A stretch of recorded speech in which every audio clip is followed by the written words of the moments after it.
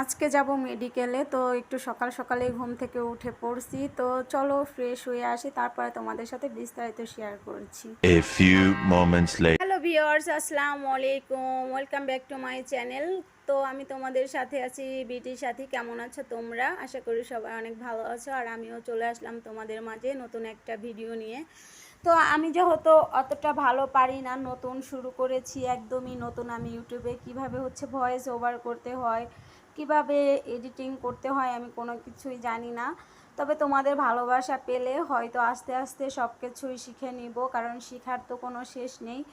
তো যাই হোক, তোমাদের সাথে কথা বলতে বলতে দেখো আমি কিন্তু চলে আসছি মেডিকেলে। আর এইখানে এসে কিন্তু বাহিরে ওয়েট করতেছিলাম ভাইয়ার জন্য। তো ওয়েট করতে করতে এখানে একটা কফি ম্যাক্স থেকে একটা কফিও নিয়ে নিলাম, কারণ সকালে অনেক সকালে ঘুম থেকে উঠছি, চোখে প্রচুর পরিমাণ ঘুম ছিল। তো ভাইয়ার জন্য ওয়েট করতে করতে ভাইয়া বললো যে আপনি যান ভিতরে, মেডিকেল করে আসেন, আমি বাহিরে আসতে একটু লেট হবে। তো যাই হোক, আমি কিন্তু ভাইয়ার সাথে কথা বলে ভিতরে ঢুকে পড়ছিলাম। আর ঢুকে এখানে সিরিয়াল আছে, সিরিয়ালেও দাঁড়িয়ে পড়ছিলাম, যেহেতু অনেকটাই সময় লাগে। আর এদিকে দেখতে পাচ্ছেন আমার পাসপোর্টের অবস্থাটা একদমই নাজেহাল, কারণ বেশ কিছুদিন আগে আমার বান্ধবীকে দিয়েছিলাম কাপড় চাপড় ওয়াশ করার জন্য, ও সাথে সাথে আমার পাসপোর্টটা ওয়াশ করে দিছে। আর এই লোকটাকে দেখতে পাচ্ছেন এখানে, সেও বলতেছিল তোর পাসপোর্টের এই অবস্থা কেন। তো আমি বললাম যে আমার পাসপোর্টের এরকম এরকমের ওয়াশিং মেশিনে দিয়ে এটাকে ক্লিন করা হয়েছে, কারণ আমার পাসপোর্টটা পুরনো হয়ে গেছে, সেই জন্য আমার বান্ধবী আমার পাসপোর্টটা আমাকে নতুন করে দিছে। তো যাই হোক, এইখানে থেকে রিসিপ্টটা নিয়ে, টাকা জমা দিয়ে রিসিপ্টটা নিয়ে চলে আসলাম। এখন ভিতরে যাব। তো ভিতরে যাওয়ার পরে এখানে যেহেতু দুইটা এক্সরে হবে, একটা বডি এক্সরে করবে আর একটা আপনার ব্লাড নেবে। তো যাই হোক, এই মহিলাটা আমাকে দেখাই দিচ্ছিল যে এই সাইডে বডি এক্সরে করে। তো এখানেও সিরিয়াল, এখানেও এসে সিরিয়ালে দাঁড়িয়ে পড়লাম। আর ওইখান থেকে বডি এক্সরে করে কিন্তু চলে আসছি আরেকটা সাইডে। এই সাইডে আপনার ব্লাড নিবে। তো যাই হোক, এখানে ব্লাডটাও নেওয়া হয়ে গেছে। আর এখন আমি আবারও বেরোয়ে পড়ছি। দেখেন আমি মেডিকেল করে বেরোয়ে পড়ছি, এখনও ভাইয়ার খবর নাই, কারণ ভাইয়াকে পাসপোর্ট আর টাকাটা দিয়ে আমি আবার বাসায় যাব। তো ভাবছিলাম গিয়ে হয়তো ডিউটিতে যাইতে পারবো, তো সেটা আর হলো না। আর এদিকে দেখেন আমার হাতের অবস্থা অনেকটাই কালো হয়ে গেছে, যেহেতু আমার হাত থেকে ব্লাড নিয়েছে। তো এদিকে ওয়েট করতেছিলাম ভাইয়া কখন আসবে কখন আসবে। আসলে একটু পরপর তাকে আমি কলও করতেছিলাম, সে শুধু বলতেছিল আর 5 মিনিট ওয়েট করেন, 5 মিনিট। তো ওয়েট করতে করতে যাই হোক, ভাইয়াও চলে আসছিল, তাকে টাকাটা বুঝাইয়ে দিয়ে, পাসপোর্ট টাকা বুঝাইয়ে দিয়ে আমি আবারও গাড়িতে উঠে পড়ছি।